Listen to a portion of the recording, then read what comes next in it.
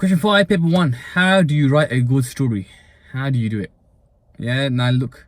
If you look at the first bullet point of the mark scheme, it says your story must be compelling.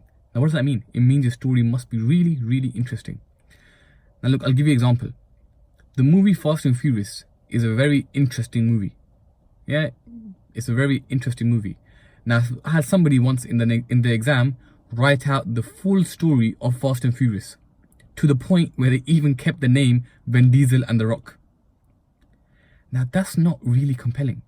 That's called copy and paste. So what you want to do for your story is think of a plot that you can tackle in 45 minutes. Now your plot has to be creative. Now how do you make it creative?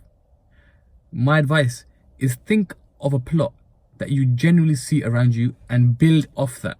So for example, if it's asking you to write a story about a place affected by the weather, firstly, think of your weather. Are you going to do really, really hot, really, really cold, storm, blizzard, whatever?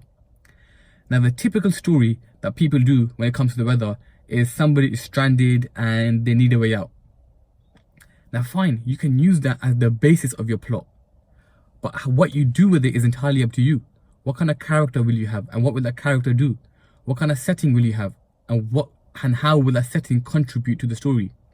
Then think about, how are you going to make sure you finish your story in 45 minutes?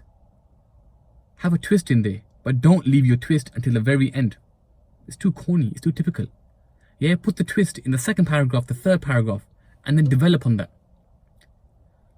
So guys, the first thing about a plot is when it comes to creativity doesn't mean that you go completely crazy and you start talking about aliens and the moon. Creativity means you maybe use a plot that is maybe very basic, but what you do with it when it comes to characters, settings, is very, very creative. You create a character that I can't forget. Create a setting that I'm in awe of.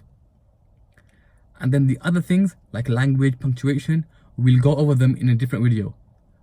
But the first and foremost, most important thing is your plot. If your plot is weak, if your plot has plot holes, so it doesn't make sense, then your story will fall apart.